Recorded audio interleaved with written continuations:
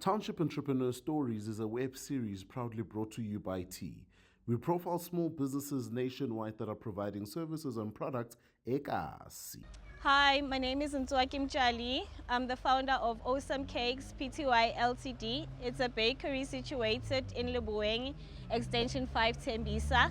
So we specialize with custom-made cakes and desserts for all occasions. I started the business because I'm a chef by profession, and growing up my mom used to bake, so that's where my passion began.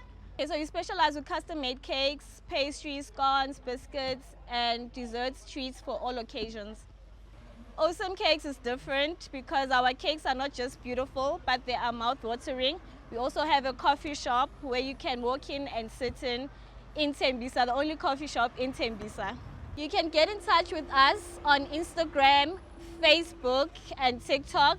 So Ohsomecakes is spelled as Ohsome cakes. It is one word. Hi, my name is Ntswaki. I'm from Ohsomecakes and I am a township entrepreneur.